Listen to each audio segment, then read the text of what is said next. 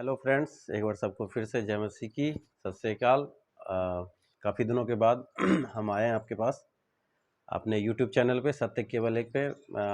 जैसा कि मैं पहले ही बता चुका हूँ, मुझे समय नहीं मिलता आजकल इतना कि मैं आ सकूँ, लेकिन पिछले दिनों में अपना फेसबुक देख रहा था तो उसमें एक मैसेज आया हुआ था जिसके कारण मुझे फिर से यूट्यूब पे आना पड़ा सवालों को जवाब देने के लिए।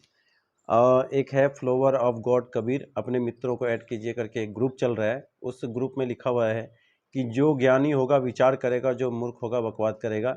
लिखा हुआ है किसी में हिम्मत है तो कोई बता दे प्रमाण सहित, चाहे वह पापी मीडिया जो अपने 30 मार खां समझती है नागा 30 मार खां समझती है, योगी ज्ञानी ध्यानी संत साधु मुल्ला काजी पादरी नागा जैन मुनि दलाई लामा और भी कई चीज़ें लिखा हुआ है। तो मैं जब मैंने ये पढ़ा कि कहीं पे लिखा हुआ है कि पादरी है ना, पादरी सब जब आया तब मुझे ये सवालों का जवाब देना पड़ा कि अगर ये तो आगे से कह रहा है कि अगर कोई ज्ञानी है या कोई पादरी भी है तो हमें इसका जवाब दें।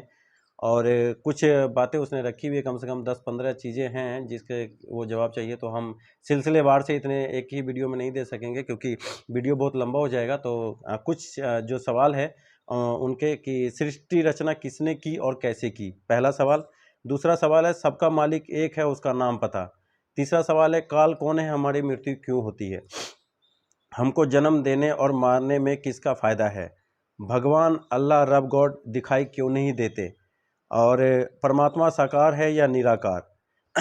1 2 3 4 5 6 प्रश्न हैं जिसका कि हम पहले आपको जवाब देंगे शायद इसी वीडियोस में, नहीं तो अगर कहीं रुक जाता है क्योंकि मैं ज़्यादा लंबा नहीं बढ़ाऊंगा, 15 से 20 मिनट का वीडियो होगा। तो हम कोशिश करेंगे कि इनके सवालों का जवाब देने के लिए। तो सबसे पहला जो इनका है कि सृष्टि रचना किसने की और कैसे की। इनका ये भी कहना है कि जब भी आप जवाब दे प्रमाण के साथ दे।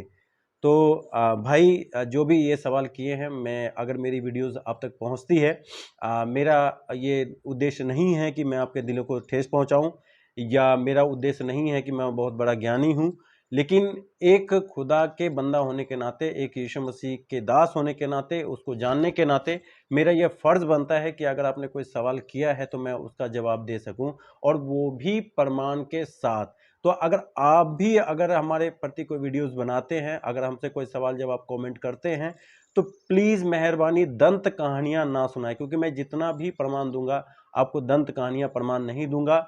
अकॉर्डिंग टू बुक जो किताब में लिखी हुई है वही मैं दूंगा। तो आपसे अनुग्रह और गुजारिश करता हूं कि आप जो भी जवाब हमें दें या हमसे जो भी सवाल जवाब करें, प्लीज़ कॉन्टैक्ट से हट के सवाल जवाब ना करें और दंत कहानियां ना सुनाएं। हमारा उद्देश्य किसी के दिल की ठेसनाओं को, दिल को ठेस पहुंचाने की नहीं है। तो आइए हम चलते हैं सबसे पहले सवाल के आंसर की ओर। हाँ तो फ्रेंड्स, इनका सवाल है सबसे पहला कि सृष्टि रचना किसने की और कैसे की। तो आइए हम सबसे पहले उसके जवाब को देखते हैं। हम जब बाइबिल, सच्चे सुसमाचार, पवित्र बाइबिल को जब हम पढ़ते हैं, फर्स्ट अध्याय, ज़्यादा कहीं दूर नहीं जाना, फर्स्ट अध्याय पहला चैप्टर, और वहाँ पे लिखा है सृष्टि का वर्णन। साफ शब्दों में उसका हेडिंग ही यही है, सृष्टि का वर्णन। उसका एक अध्याय, उसका एक पहला वचन का पहला आयत है, हम जब हम पढ़ते हैं, लिखा है आदि में परमेश्वर ने आकाश और पृथ्वी की सृष्टि की, है ना। आदि में परमेश्वर ने क्या की, जब कुछ भी नहीं था, है ना, जब कुछ भी नहीं था तब परमेश्वर ने आकाश और पृथ्वी की सृष्टि की, और पृथ्वी बेडौल और सुनसान पड़ी थी और गहरे जल के ऊपर अंधियारा था। गहरे जल के ऊपर अंधियारा था और जल के ऊपर, तब परमेश्वर का आत्मा जल के ऊपर मंडराता था। यहाँ पे दो सवाल हैं, दो जवाब हैं आपके अनुसार, क्योंकि आपने कहा सृष्टि रचना कैसे हुई। यहाँ पे दो है, क्योंकि परमेश्वर कहता है कि आदि में परमेश्वर ने आकाश और पृथ्वी की सृष्टि की। आपका सवाल होगा कि पृथ्वी तो बेडौल पड़ी थी, पहले नहीं पड़ी थी। कॉन्टेक्स्ट को ध्यान से पढ़िएगा, बाइबल जब आप खोलेंगे, मेरे मित्र, मेरे भाई, मेरे बंधु, मेरे रिश्तेदार, जब आप बाइबल को खोलेंगे वहां पे साफ लिखा हुआ है कि आदि में परमेश्वर ने आकाश और पृथ्वी की सृष्टि का। आदि में जितना पीछे आप जा सकते हैं चले जाएं, आप शून्य समझ लें, कुछ भी समझ लें, जो समझना है आप समझ लें कि घर बनाने से पहले या प्रति जमीन से पहले, जो आप उसका अनुमान लगा सकते हैं अनुमान लगा लें, क्योंकि वहाँ लिखा है आदि में परमेश्वर ने, वहाँ पे कोई समय नहीं है, कोई तारीख नहीं है, कोई छः नहीं है। कहता आदि में परमेश्वर ने पृथ्वी की सृष्टि की, और परमेश्वर, आपको तो पता है, आप अच्छी तरीके से पता है कि परमेश्वर के लिए कोई भी चीज़ बड़ा नहीं है कि परमेश्वर को कोई चीज़ को करने के लिए उसको मेहनत करना पड़े, है ना। आगे लिखा हुआ है कि पृथ्वी बेडौल और सुनसान पड़ी थी। पहले परमेश्वर ने आकाश पृथ्वी की निर्माण की, उसके बाद उसमें कोई बसा नहीं था, है ना, क्योंकि इंसान की उत्पत्ति नहीं हुई थी, कोई बसा नहीं था, उसमें कोई नहीं था, वो सुनसान और बेडौल पड़ी हुई थी। ये है आपके पहले सवाल का जवाब। अगर आपको इसमें से कुछ भी पूछना है या कुछ भी आपको संदेह पद होता है तो मेहरबानी करके दंत कहानियां नहीं सुनाएं, ये हो गया वो हो गया, नहीं, आप बुक्स उठाएं, कॉन्टेक्स्ट उठाएं, और जिस तरीके से मैं आपको बाइबल का पहला अध्याय पहली आयत पढ़ा रहा हूं उसी तरीके से आप मुझे पढ़ाएं कि फलने आयत में फलना अध्याय में ये चीज इस पुस्तक में लिखा हुआ है, तब आपकी बातों को मैं प्रमाण मांगू, क्योंकि आपने नीचे लिखा हुआ है कि जो भी प्रमाण दे वो प्रमाण सहित दे। तो ये है मेरा पहला सवाल का जवाब। आइए अब आपका दूसरा सवाल क्या है वो देखते हैं। आइए फ्रेंड, दूसरे सवाल का जवाब हम देखते हैं। दूसरा सवाल है कि सबका मालिक एक कौन है, उसका नाम और पता। आइए हम उसको देखते हैं। उसका आंसर है कि जब हम बाइबल निर्गमन की पुस्तक उसका 3 अध्याय और 14 वचन, ध्यान से सुनिए, निर्गमन की पुस्तक पुराना अध्याय, पुराने नियम की पुस्तक उसमें निर्गमन का 13 अध्याय 3 अध्याय 3 का जब हम 14 में पढ़ते हैं, वहां पे परमेश्वर ने मूसा से कहा मैं जो हूं सो हूं। फिर उसने कहा तू इस्राएलियों से यह कहना जिसका नाम मैं हूं है, उसी ने मुझे तुम्हारे पास भेजा है। परमेश्वर का नाम क्या है? परमेश्वर क्या कहता है? मैं हूं सो हूं।